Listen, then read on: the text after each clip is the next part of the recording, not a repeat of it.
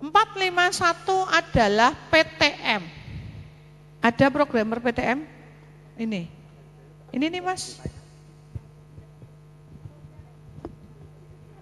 Sebelah sana ada?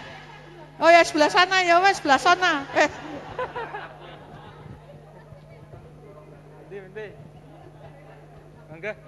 Sebelah sini gantian, sebelah sini Pak. Ada programmer PTM di sini? Masuk Raono. Kapus Pak, coba Pak, kapus Pak, kasih Pak, kapusnya Pak, kapus Pak, kapus.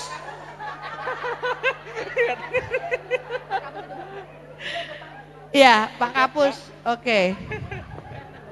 Saya pengen nanya Pak Kapusnya boleh dong. Ojo do guyu loh ya.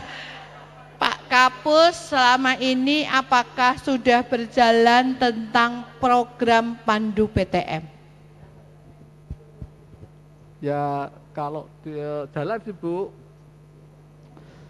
pernah dijalankan, coba untuk karena petugas itu pindah, lah ini lagi yang Pandu PTM-nya kan tidak mengaruhi dengan petugasnya pindah. Yang dulu yang dilatih pas Pandu PTM itu petugasnya kan dipindah. Oh gitu.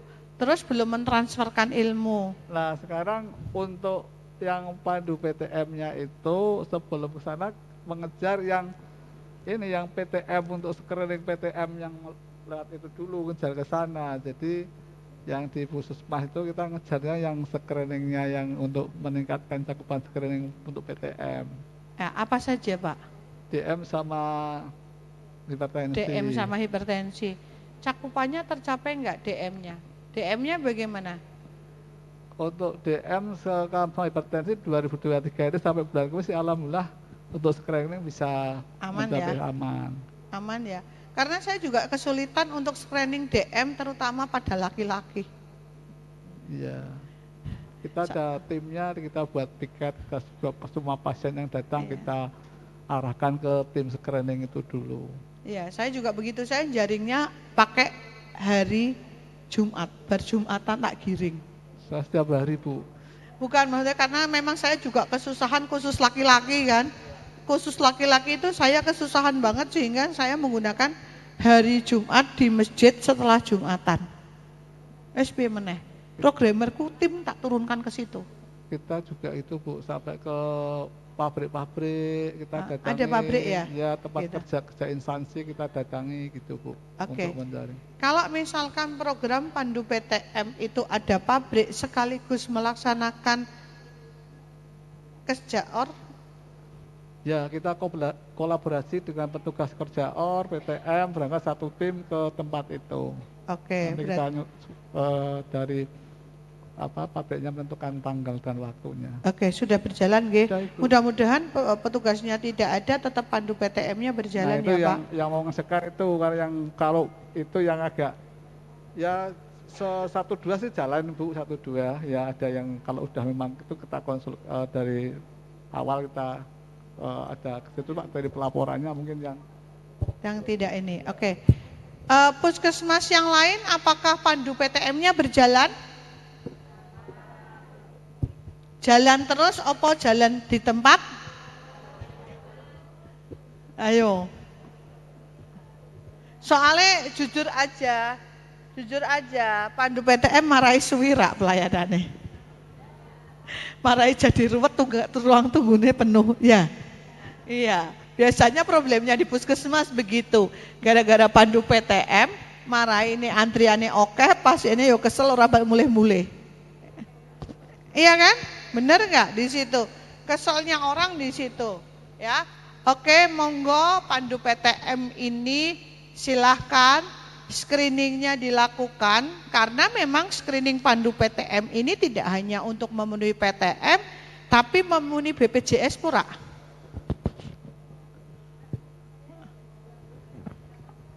DM hipertensi ini. Nah, iya nyambung murah sebenarnya kalau Pandu PTM ini jalan. Sasaran targetnya tambah pora. Prolanise iso tambah apa ora? Sasaran prolanis terkendali pada tercapai enggak? Tercapai. Nah, ini monggo pandu PTM tetap semuanya di bab 4 semuanya itu adalah kita harus kolaborasi lintas sektor dan lintas program UKBM ya. Terus konseling berhenti merokok. Oh, belum dilatih. Karena ini kenapa saya ngomong konseling berhenti merokok ya. Nih. Sorry. Konseling berhenti merokok.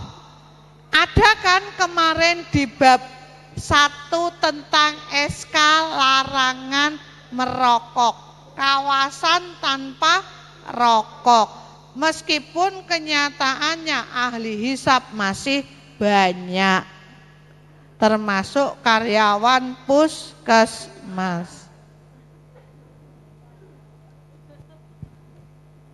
Pastilah, aku yakin itu ya. Monggo piye carane tolong bisa menjadi contoh buat masyarakat untuk masalah ahli hisab. Oke? Posbindu jalan? Baik posbindu karyawan ataupun posbindu untuk keluar jalan. Oke. Terima kasih. Kalau program prioritas nasional saya yakin selesai semuanya. Adakah pertanyaan teman-teman? Saya akan mereview setelah ini, saya akan mereview dari bab 1 sampai bab 5. Ya kan? Saya akan mereview dari bab 1 sampai bab 5. Silahkan teman-teman kalau ada pertanyaan, baik dari bab 1, bab 2, bab 3, bab 4, bab 5. Monggo. Soalnya aku melihat snacknya sudah ada di depannya.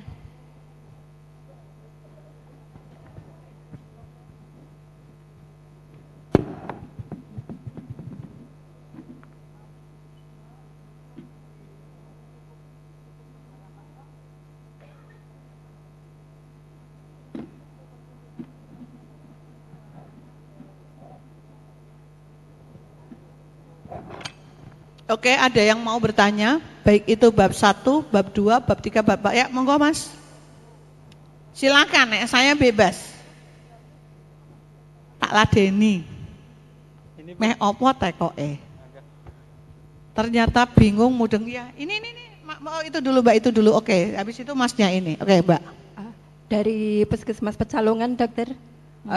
Izin bertanya. Untuk UKM esensial dan pengembangan, kami dulu yang untuk Perkesmas itu ikutnya di UKM esensial dan Perkesmas.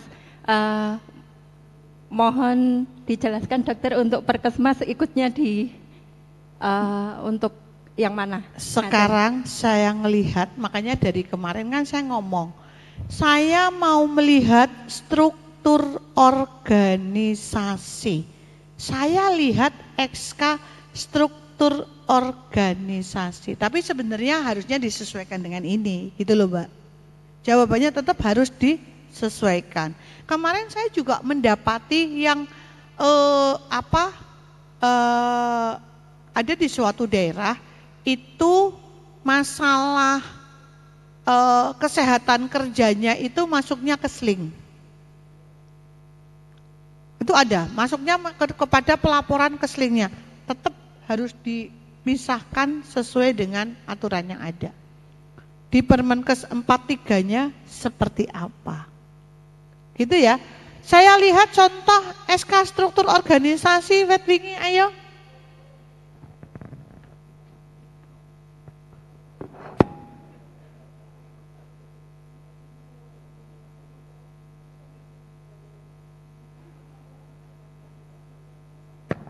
Ada enggak yang bawa? Monggo.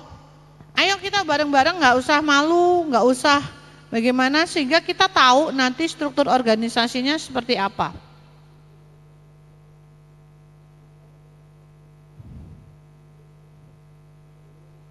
Ada enggak? Nek enggak nanti enggak tak evaluasi loh ya. Oke. Oke, ini ya. Ini apa ini? SK apa ini? Dari awal SOTK Puskesmas. Oke. Ini SOTK Puskesmas Pecalungan. Oke, ini penanggung jawab UKM esensial. Ya. Jadi dari sini ya Mbak, tadi kan UKM esensial dan pengembangan disesuaikan dengan Permenkesnya. Betul ya? Monggo disesuaikan, di sini juga harus yang termasuk UKM esensial apa saja, yang termasuk UKM pengembangan apa saja. Oke, kemudian geser penanggung jawab kefarmasian. Geser terus. Penanggung jawab jaringan dan jejaring, kemudian penanggung jawab bangunan, prasarana dan peralatan puskesmas. Sakemen mung siji tok. Iki siji tok. Liyane ana kancane kok kuwi siji tok mesakemen ya ampun. Iya Mas Eko, ini dari bangunan, prasarana dan peralatan puskesmas. Ada peralatan medis dan peralatan non medis. Iki saka listrik, banyu, bangunan, alat, aspak, genset, wah paket lengkap. Semuanya. Semuanya Mas Eko semua nih Puskesmas Pecalungan. Aku tanya toh, di peralatan itu ada kalibrasi ada? Ada toh? Bagaimana? Benar nih Mas Eko semuanya nih. Satu orang pelakunya. Saya melihat SK.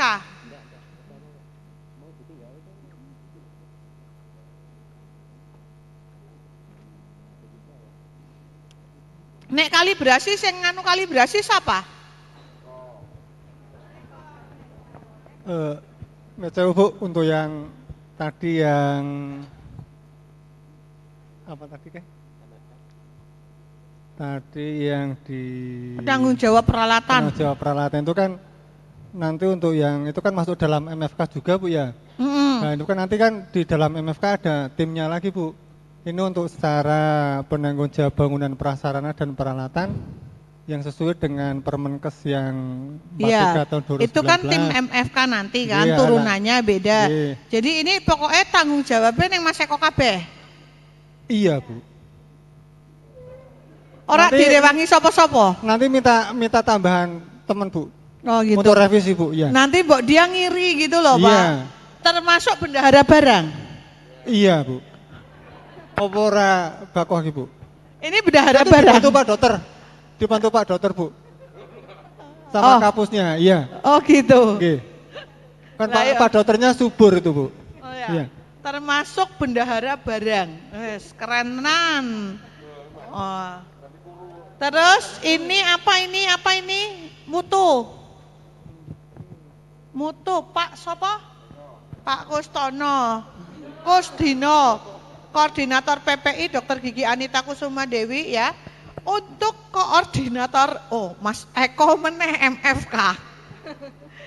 Untuk koordinator PPI yang pertama harus dokter. Dokter atau dokter gigi boleh. Tapi apabila dokter atau dokter gigi itu belum melakukan pelatihan, bisa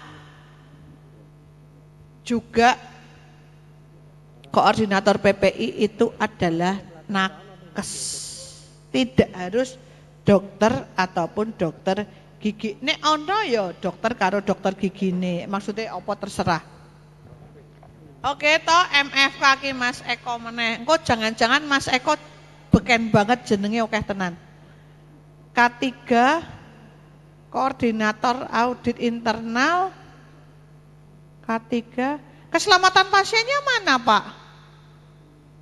Enggak ada di mutu. Apa mau dijadikan satu, manajemen risiko dan keselamatan pasien? Tentang surveinya enggak ada. Manajemen komplainnya.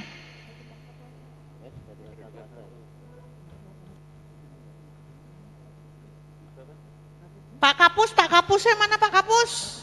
Ayo Pak Kapus, dibantu jawab. Saya ngerti Kapusnya iki. Pak Kapus ini di tim mutu memang cuma K3-nya sudah ada Bu. Hah? K3 sudah ada. Keselamatan pasien.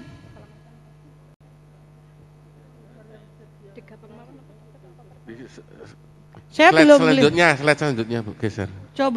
Coba slide selanjutnya. Oke, slide admin lo. Eko ki bener, Eko ki keren tenane. Jenenge nang ndi-ndi Eko. Kayak ora ono wong liya. Oke, klik admin. Terus slide selanjutnya. Slide, bukan slide. Set 3 itu loh, Mbak. Set 3. Oke. Nah, ini di sini terlihat jelas PPI, MFK, manajemen risiko Mbak, geser Mbak. Ada Menris, ada K3, ada audit inter yang tak saya tanyakan kembali. Tim keselamatan pasiennya mana? Sing garap IKP sopo? Kalau saya tak jadikan satu Pak, manajemen, karena beda ya. Menris, manajemen resiko, risk register, itu hal-hal yang belum terjadi. Kita harus bisa melakukan register resiko untuk hal-hal yang belum terjadi, yang memungkinkan akan terjadinya bencana atau kecelakaan atau apapun. Sedangkan keselamatan pasien setelah adanya kejadian maka masuk ke dalam keselamatan pasien. Digabung jadi satu ya Bu ya. Tambah. Nek mau digabung jadi satu monggo. Ya. Kalau sendiri-sendiri ya monggo. Itu saya serahkan puskesmas masing-masing. Terus tentang yang menangani survei-survei dan keluhan pelanggan atau itu ada enggak? Ada enggak nantinya di puskesmas? Sopo?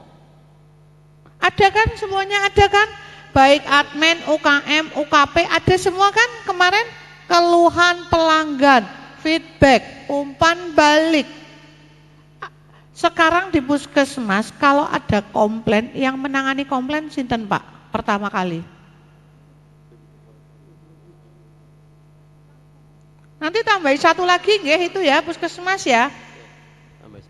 Jadi semuanya di bawah manajemen mutu itu nanti ada manajemen risiko, keselamatan pasien, K3, MFK, audit internal, terus kemudian ini manajemen konflik di situ. Tentang survei, tentang bagaimana penanganan komplain, bagaimana tentang survei apapun, survei kepuasan masyarakat, survei kepuasan pegawai dan sebagainya, itu ada penanggung jawabnya. Nggih?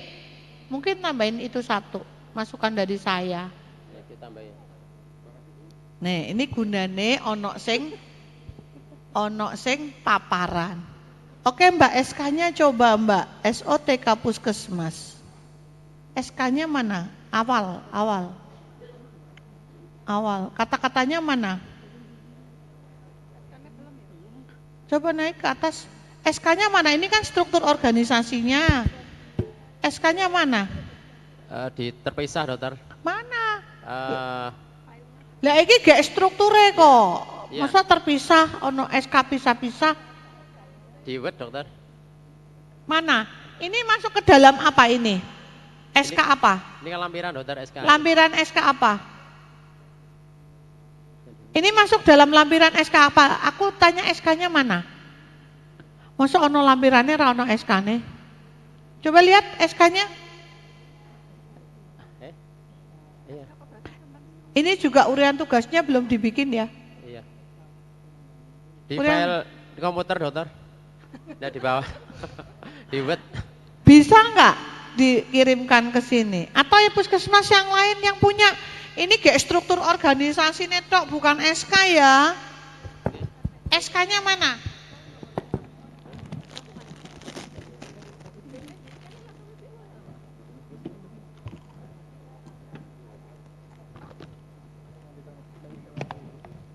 Ada yang bawa puskesmas? Monggo silakan diberikan kepada operator supaya ditayangkan.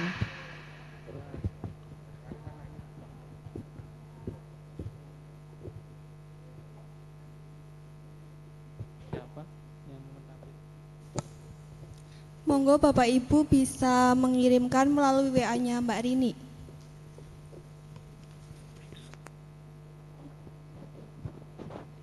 Monggo, dari mana? Udah bisa? Belum. Ayo monggo di-share supaya tahu. Nanti saya lihat.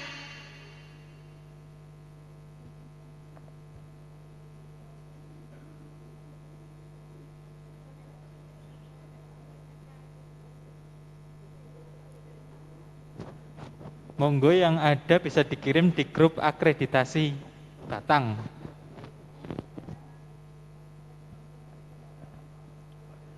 Ayo apapun nanti supaya teman-teman tahu ya.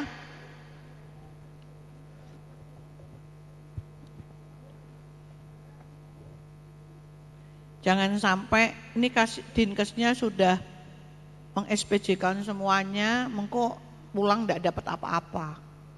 Ya kan? Pokoknya semua puskesmas setelah dari sini harus bisa mengerjakan dokumen. Ya. Sebenarnya pendampingan itu tidak perlu dan tidak ada kewajiban pendampingan. Tapi biasanya puskesmas ora pede.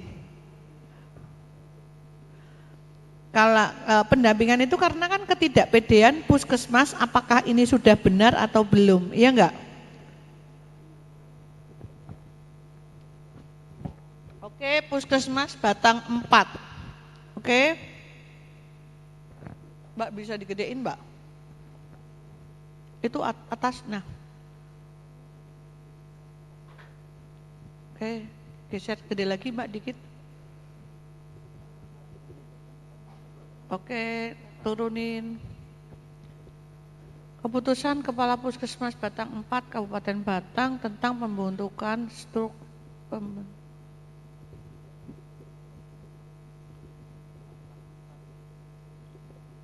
Pembentukan itu ada komanya. Hah? Pembentukan koma memang. Pembentukan apa? Ini kan mau pembentukan struktur organisasi atau susunan organisasi, Mauan? Komanya salah, Mbak. Komanya salah. Kalau pembentukan itu setelah pembentukan apa no komane? Menurut saya tidak ada. Ya, apa Bu, yang akan dibentuk? Saya dari Batang 4, Bu. Ya, pembentukan komanya yang pertama itu hilang, Bu. Ini pembentukan struktur susunan organisasi, tugas dan fungsi. Nah, koma ya, susunan organisasi koma ya. Nah, ini koyok ini memang ketok begitu, kayak gitu aja udah kelihatan jeli saya kalau masalah kayak gitu. Jadi mestinya tidak ada koma. Makanya teman-teman yo, nek mau ATM, amati tiru modifikasi, tolong editingnya yang jeli. Oke Mbak, turun. Oke, Hop.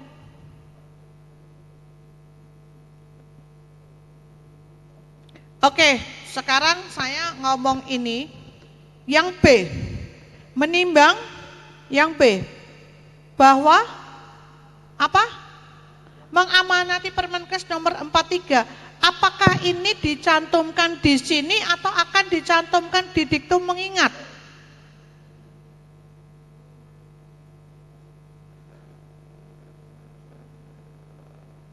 Oke ya. Berarti ini harusnya coba saya nanti ke bawah lagi, Mbak.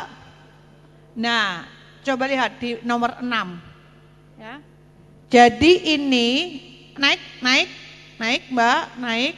Jadi ini untuk Permenkes atau aturan perundang-undangan tidak ada di sini, tapi di bawah. Kecuali kalau SK ini memang mungkin akan mengkadaluarsakan, akan mengganti, ini SK ini adalah sebagai pengganti SK sebelumnya. Cuman ini kan, tapi juga isinya tidak Permenkes atau peraturan perundang-undangan. Cuman menyatakan bahwa ini adalah pengganti SK nomor sekian-sekian, kayak gitu. Jadi ini tolong ini detail yang B. Ya Pak? Ya Bu, yang menimbang B itu Bu ya? Ya, Oke, menimbang Bu. B detail. Siap Bu. Oke. Sisan dikoreksi, taruh. Oke, ke bawah. Undang-Undang nomor 25 satu persatu Mbok. Peraturan Undang-Undang 3 Permenkes 46 tentang. Nah, iki aku teko. SK iki arep butuhe puskesmas apa butuhe akreditasi?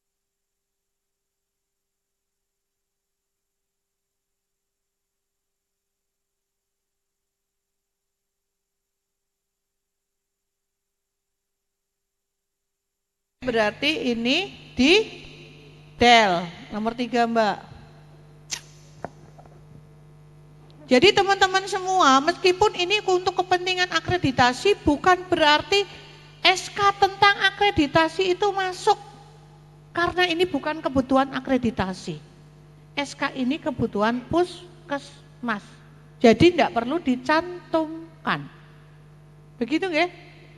Siap. Coba dilihat teman-teman yang lain yang SK-nya masih seperti itu, ada peraturan tentang akreditasi apa dan sebagainya, tolong detail. Ini ya nomor 3 detail. Oke, kembali lagi kepada nomor 4. SK ini judulnya apa? Struktur organisasi. Oke. Apakah apakah Permenkes nomor 44 tahun 2016 itu masih bisa ditulis?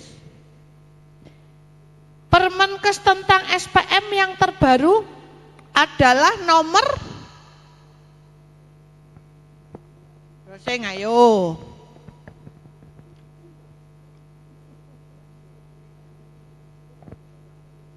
Ngajari gawe SK sing harusnya wis katam.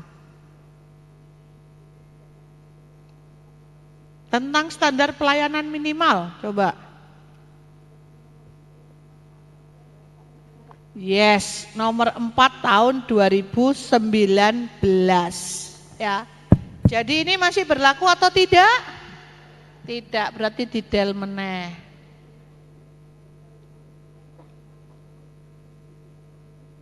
Oh ini pedoman manajemen ini tentang puskesmas ya, oke. Tentang puskesmas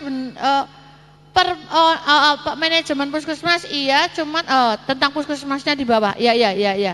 Yang tentang manajemen iya, berarti ini yang detail yang ini, sorry maaf. Tentang ini ya nomor 3 ini detail, oke. Nah, iso-isone ono peraturan bupati ning dhuwure Permenkes. Apa ini masih ada atau tidak?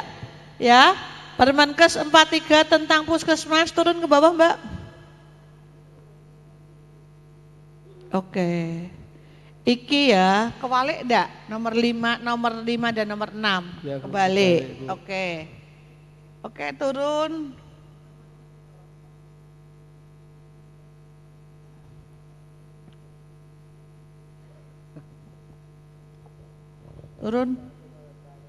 Turun ke bawah. Terus Mbak, terus cepat Mbak.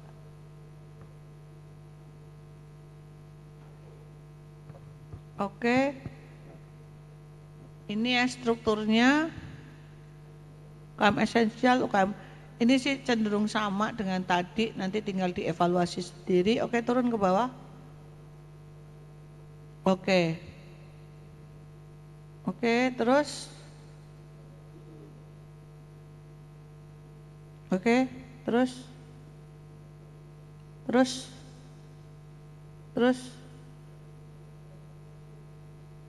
terus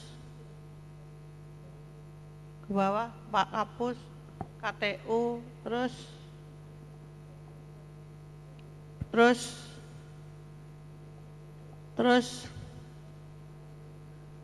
Mbak.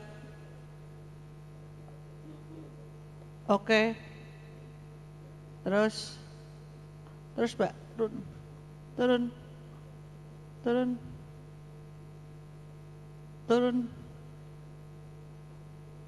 Oke, turun. Oke ya, jadi ini mesti harus revisi kembali. Tolong tadi ada yang kebalik, nomor 5 dan nomor 6, karena kan Permenkes itu lebih dulu daripada peraturan daerah. Siap Bu. Itu. Oke, matur nuwun. Sekarang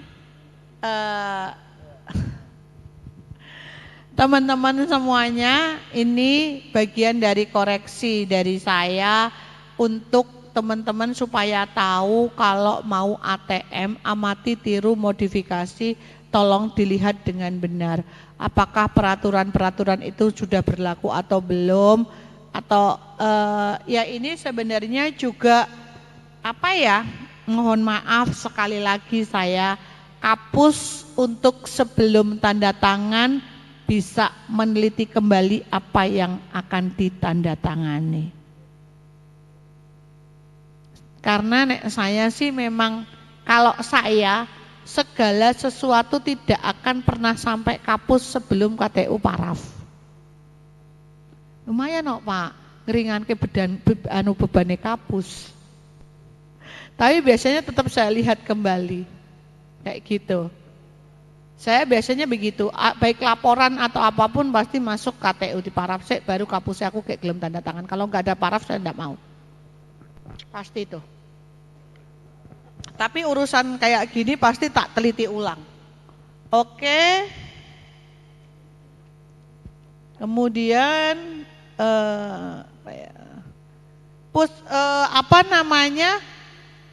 coba saya pengen lihat puskesmas yang sudah membuat indikator mutu koyo opo indikatore. Ada enggak yang sudah bikin indikator mutu? Yakin ra ono sing gawe indikator. Dari 21 puskesmas adakah yang sudah bikin indikator mutu meskipun belum bikin profil indikator?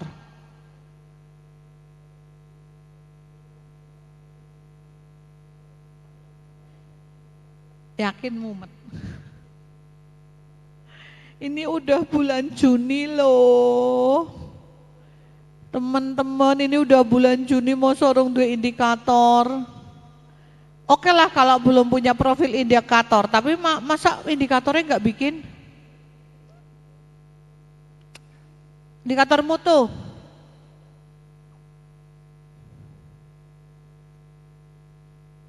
Ada enggak?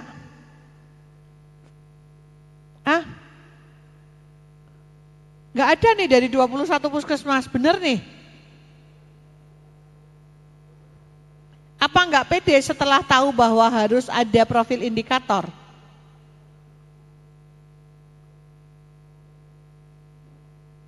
Coba ketua mutunya, oke monggo. Dokter, saya mau tanya dokter.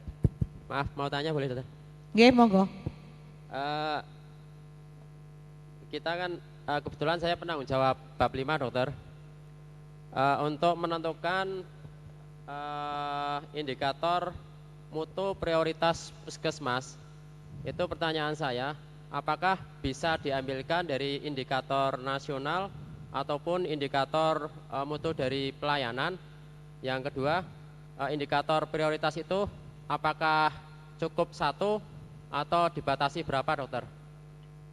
Terima kasih. Jawabannya mau piye?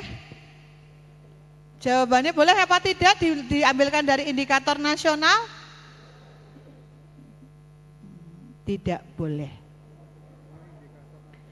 Indikator mutu. Jadi sekarang gini ya, saya berbicara, jadi aku nerangke ki bab 5 ki. Jadi gini, indikator di puskesmas sekarang itu kan ada indikator mutu, indikator kinerja, itu ada semua kan. Di indikator kinerja ada indikator yang utama, ada indikator yang sesuai dengan SPM. Indikator yang utama tadi untuk UKM esensial apa pengembangan? Esensial. Promkes ki esensial apa pengembangan? Esensial. Ya. Jadi di situ ada indikator-indikator utama. Oke. Dari seluruh indikator tersebut nantinya dibikin profil indikator. Untuk indikator mutu sendiri yang sekarang ada di bab 5. Indikator mutu itu ada berapa? Ada 3. Pertama adalah indikator nasional mutu. Yang kedua indikator prioritas. Yang ketiga adalah indikator unit layanan. Indikator puskesmas. Indikator unit pelayanan puskesmas. Oke teman-teman. Untuk menentukan bagaimana, tadi indikator prioritas ya Pak? Untuk menentukan indikator, oke, teman-teman sudah punya analisa belum? Analisa permasalahan ada di mana? Oke, kalau untuk UKM berarti kita menggunakan USG. Kalau untuk UKP berarti kita menggunakan 3H1P. Kalau di unit pelayanan berarti kita cenderung adalah UKP. Tentukan mana? Kan karena memang ada indikator unit layanan. Ya. Ada indikator mutu nasional, ada indikator prioritas puskesmas dan ada indikator unit layanan. Untuk indikator nasional mutu tidak dijadikan indikator puskesmas. Oke? Boleh misalkan indikator nasional mutu kalau mau dijadikan indikator puskesmas tetapi tidak sama. Mungkin konteksnya sama, misalkan contoh TB tadi.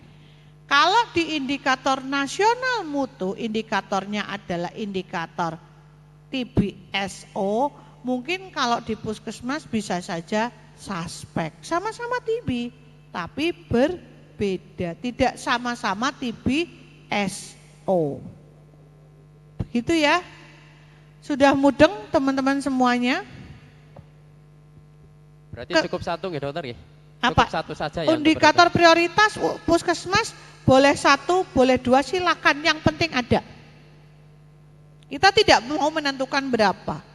Kan tinggal Bapak kan bisa jawab sih, pinter-pintere jawab, wong ini sing memang paling parah di puskesmas.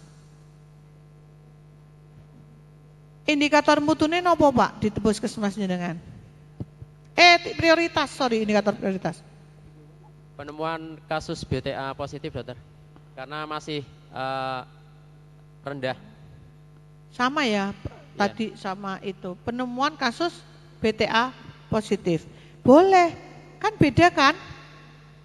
Sama-sama TB tetapi berbeda itemnya. Boleh kalau itu. Yang lain? Apakah capaian program TB masih sangat rendah sehingga BTA positif dijadikan indikator Pak? Puskesmas tadi siapa? Pak, apakah capaian TB-nya masih sangat rendah sehingga itu menjadi ikon? Kalau sangat rendah, enggak juga dokter. Artinya memang belum tercapai tapi enggak sangat rendah. Oke. Kalau yang rendah itu capaian hipertensi dokter. Oke. Terus dengan adanya BTA positif, capaian BTA positif, apa inovasi yang Anda bikin? Yang begitu prioritas pasti bisa saja ditanyakan sampai inovasi. Pasti dong, harus perbaikannya pasti harus ada inovasi. Oke? Yang kita sudah lakukan adalah dengan menggenjot penambahan jumlah suspek dokter. Artinya kita melakukan dengan inovasi persahabatan jeli. Apa itu? Apa Mbak persahabatan jeli Mbak? Terakhir Mbak. Lho kok dikeke wong liya? Artinya setiap kegiatan di luar itu kita membawa membawa podahak, membawa podahak, dan juga setiap bidan desa kita targetkan untuk mencari suspek dengan membawa pot juga agar suspek ya sedikit bisa tercapai. Intinya dengan menambah capaian suspek dokter. Terduga. Kalau di dalam gedung bagaimana untuk mencapai suspek? Caranya piye, Pak? Dalam gedungnya enggak ya, cuman luar gedung saja? Iya. Dalam gedung semua pasien yang suspek kita periksa, kirim ke laboratorium. Semua pasien kriterianya pakai kriteria apa orang batuk semua diperiksa? Pakai kriteria dokter. Kriterianya apa? Batuk lebih dari 2 minggu dokter. Batuk lebih dari 2 minggu. Berarti nek sing kurang dari 2 minggu tapi sering datang nggak dicurigai? Misalnya ki 5 dino mari, mengko 10 hari lagi datang batuk lagi kayak gitu. Curiga dokter, akumulasi dokter tuh lebih dari 2 minggu. Diakumulasi, bingung toh. Jujur saja kalau saya memang batuk itu semua batuk tak periksa. Saya itu tidak peduli dengan hari karena suspeknya kurang. Oke, terima kasih. Ada lagi pertanyaan? Ada lagi? Yang mau tanya bebas Ki, saya pertanyaan bebas dari bab 1, bab 2, bab 3, bab 4, bab 5.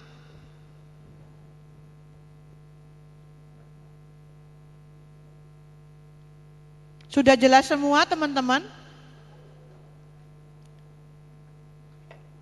Oke, saya minta tolong bisa enggak menampilkan EPUS di sini?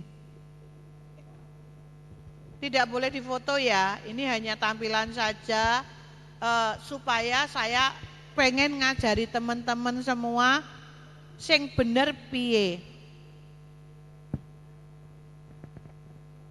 Bisa nggak nampilin EPUS atau contoh? Atau contoh rekam medis yang identitasnya ditutupin, bisa nggak?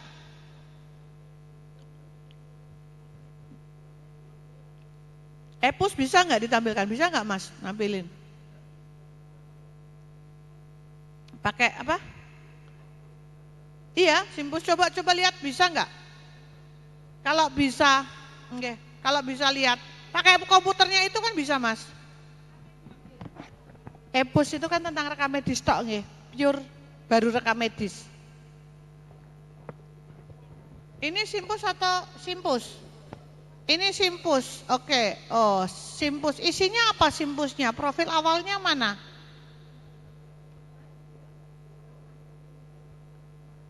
Profil awal Simpusnya mana Mas?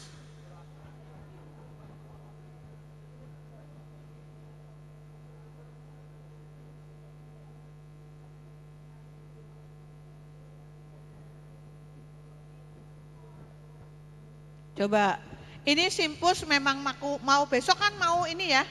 Ini kemarin katanya Simpusnya sudah mau ACC lagi, MOU dengan pihak, ya kayaknya seperti itu ya. Akan terbit kembali gitu kan. Simpus, isinya apa Mas coba? Bisa diklik enggak? Sing aja nganggo huruf A mbok angel.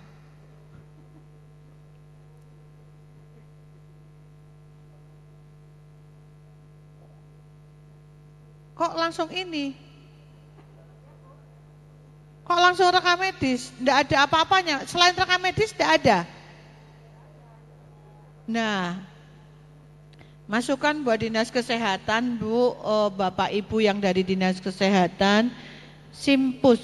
Simpus ini sistem informasi puskesmas.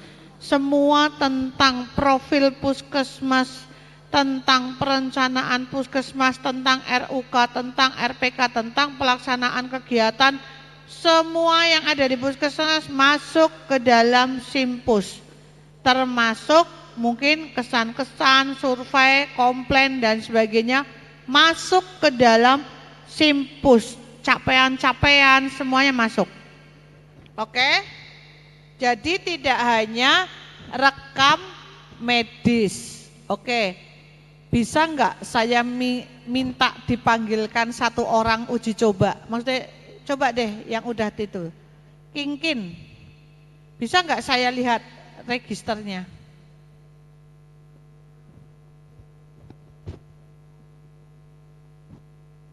Itu yang ada aja deh Mas, itu Mas Alisa Dikin salah satu aja.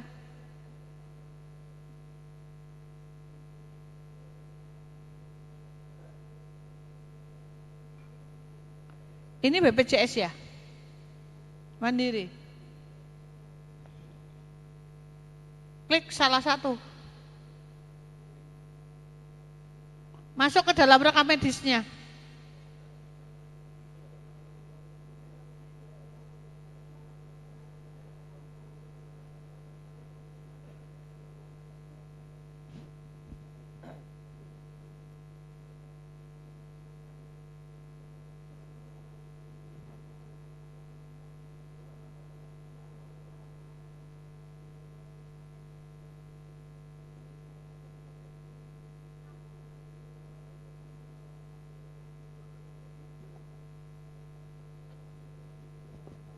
Oke, ini register pasiennya ya. Oke, poliklinik tanggal. Ini apa ini? Edit ini buat apa, Mas? Coba lihat, klik. Ini terkunci enggak? Bisa diedit dalam waktu berapa lama?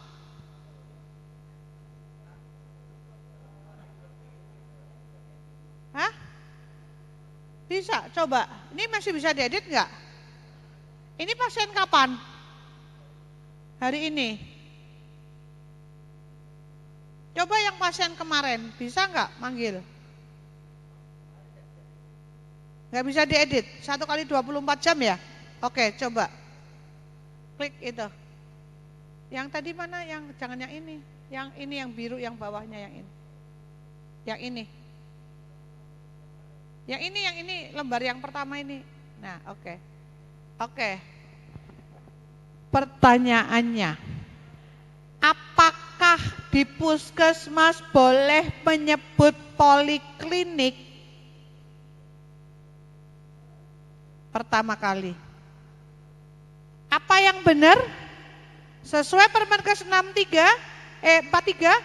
apa yang benar? Ruang pemeriksaan, bukan poliklinik. Dievaluasi sekalian. Oke ya, jadi ini semua adalah ruang pemeriksaan umum, ruang pemeriksaan gigi, ruang pemeriksaan KIA, ruang konseling, jadi bukan menggunakan poliklinik. Poliklinik itu bagian dari rumah sakit, bukan puskesmas. Pertama, oke.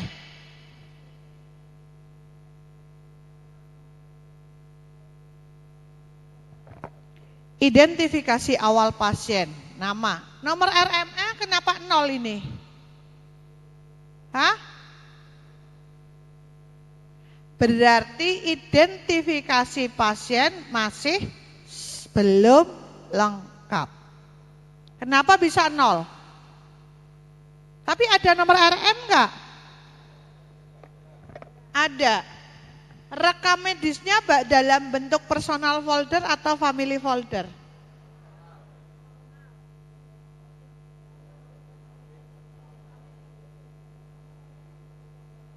Teng. Ini dalam bentuk personal atau family folder? Untuk puskesmas sesuai Permenkes harusnya pakai personal atau family folder?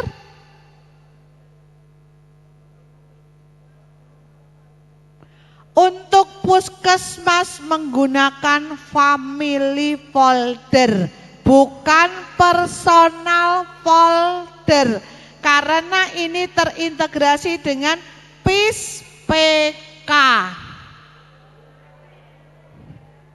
Permenkesnya ngomong begitu. Saya berdasarkan Permenkes ngomongnya.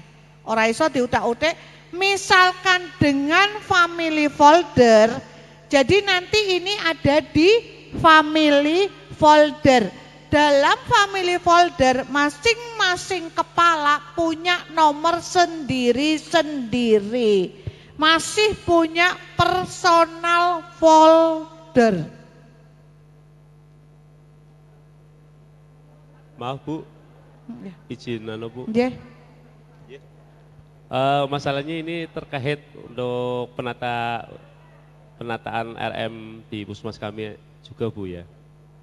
Untuk pas akreditasi kemarin malah disuruhnya itu personal Bu. Aturannya mana? Saya tidak peduli dengan aturan orang yang ngomong, saya berdasarkan Permenkes, begitu ya? Akhirnya kita menjalankan personal. Untuk terkait RM yang PISPK itu juga ada sendiri Bu.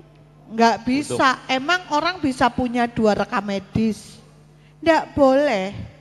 Ini kan enggak nganut PISPK, cuman setelah adanya PISPK berganti lagi menjadi family folder. Solusi puskesmas di puskesmas saya sendiri aja ini harus iya enggak apa-apa. Personal foldernya, saya dulu juga begitu Mas, saya ngalami seperti itu. Saya sudah personal folder, harus berganti family folder. Sehingga saya menyatukan, kalau saya semua, kebetulan punya saya semua rekam medis ada kakaknya. Ada kakaknya. Jadi saya menyatukan rekam medis yang sudah ada di puskesmas, saya lihat kakaknya, anggota keluarganya mana, tak satukan jadi satu ke dalam stop map plastik. Saya nambahkan. Nggih. Jadi kalau yang di sini pasti personal. Personal folder. Iya. Personal folder. Tapi kita kan di puskesmas kita itu kan 2 Bu. Iya. Ngisi di sini sama yang di Kalau yang di kertas di manualnya kita family folder. Iya. Yang di sini memang personal folder. Betul. Sebabnya mungkin monggo nanti ke depannya kita tidak tahu. Supaya kita juga diintegrasikan dengan bridging BPJS. Iya. BPJS juga personal folder, bukan iya. family folder. Bukan family folder, ya. tahu. Kita perlu aplikasi tertentu di mana rekam ke family folder. Jadi kita 2 di puskesmas. Untuk ngisi RM-nya, di simpusnya itu personal folder, tetapi di manualnya di family folder. Iya. Jadi emang ini yang semuanya Bu. Emang ini yang perlu persiapan kita di Desember 2020. Ya, kalau kita misalkan dibuat gini Pak personal folder, gimana dengan pikir BPJS-nya bridging? Permenkesnya yang memang harusnya berubah. BPJS-nya kan belum family folder. Jadi kan kita belum bisa buat untuk family folder. Kalau BPJS tidak bisa, makanya kalau ini bridging dengan, saya tahu lah, saya tahu karena saya tahu banget di puskesmas itu, makanya kan saya tanya, ini family, kalau di sini pasti personal folder, kalau di puskesmas masih, nah rekam medis yang manual itulah yang mestinya adalah masih family folder. Iya. Kalau ini memang susah. Itu manualnya personal folder kok Pak, masalahnya. Jadi kalau saya dulu kayak gitu Pak. Hah? Dulu di puskesmas kami family folder. Iya. Itu instruksi dari surveyor kami pas waktu itu. Iya, family folder bukan personal ya. Awalnya family folder awalnya. Terus akreditasi ada syarat dari surveyor untuk personal folder. Akhirnya kita berjalan sampai sekarang personal folder. Nah yang terkait PISPK kami juga ada. Ya, yang karena pakai pendataannya kan itu terkait kayak sampling ya Dok ya. Maksudnya pas waktu itu enggak semua lah. Punya tapi cetakan dibikin RM sendiri per keluarga. Per keluarga, betul. Dulu memang ada. Sekarang pertanyaannya. Kalau per keluarga, sekarang pertanyaannya nih Pak, yang PISPK digawe dewe, apakah boleh ada 2 rekam medis di puskesmas? Itu jelas yang pertama. Terus di dalamnya yang PIS-PK kan tidak semua keluarga ditanyain. Ya kan? Tidak semua anggota keluarga ditanyain, itu hanya ada kakak. Saya juga sudah ngalami yang kayak jenengan, Pak. Saya ngalami yang kayak jenengan. Jadi kita personal folder, akhirnya memang saya beli map warna merah, kuning, dan hijau. Jadi saya cuman di depannya, saya memang cuman map merah, kuning, dan hijau dengan identitas kakak. Semua kakak itu saya satukan menjadi satu. Yang merubah nomor kepala keluarga. Merubah nomor untuk identitas keluarga. Tapi isi di dalamnya masing-masing personal saya tidak rubah nomornya, mumet. Jadi memang menyatukan dari personal. Saya seperti itu. Tak mapi meneh nganggo map plastik warnanya merah, kuning, hijau. Saya ngalami kayak gitu, Pak. Sehingga wis ben genah sisan PIS-PK-ne iki sing kudu diintervensi ndi. Mumet tok saya. Gitu. Jadi kalau yang sudah family monggo akan dijadikan identitasnya seperti apa, direkam medisnya supaya tahu bahwa itu merah, kuning, hijau. Ini memang PR besar. Permenkesnya memang Permenkes tentang Permenkesnya ngomong bahwa puskesmas itu family folder. Manakala manual gampang. Begitu ini masuk ERM ini yang sangat-sangat susah. Gawe family folder ERM memang gampang. Susah. Ini yang kita belum tahu kedetailnya tentang ERM. Puskesmas apakah mau sesuai aturan yang ada, karena di peraturan di Permenkes tentang ERM sendiri tidak mengatur. Memang adanya perubahan dari personal folder menjadi family folder kembali ketetapannya setelah PIS-PK. Tapi bukan berarti PIS-PK itu adalah folder tersendiri, seperti itu, nggih. Saya ngalami kok bakar data kayak gitu. Saya ngalami banget. Oke, tadi dari awal Mas, tadi mana yang tampilan tadi? Oke ya, catatan saya di sini adalah poliklinik. Anamnesa, kepala sering pusing, dada sesak, kedua kaki kaku. Sudah lengkap kan anamnesanya ini? Kepala sering pusing, dada sesak. Oke ya. Dada sesak ini wis kapan?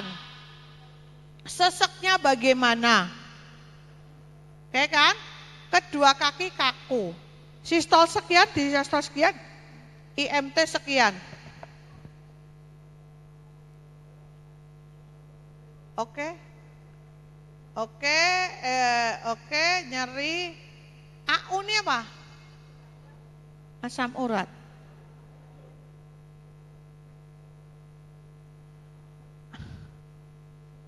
Ini apa sih di sini nih? Kenapa ada? Kenapa sekarang ada subjektif lagi di sini? Oh, lain hari. Beda tanggal.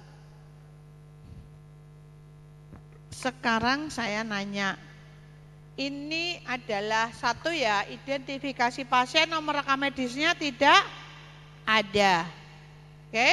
Kelengkapan isi rekam medis termasuk nomor rekam medis apa tidak? Iya, ini rekam medisnya tidak ada, berarti kelengkapan isi rekam medisnya belum lengkap. Belum lengkap, apakah untuk ini masih bisa editing atau close editingnya hanya di sini? Kita bisa nggak memperbaiki identitas pasien? Bisa, lengkapi identitas pasien.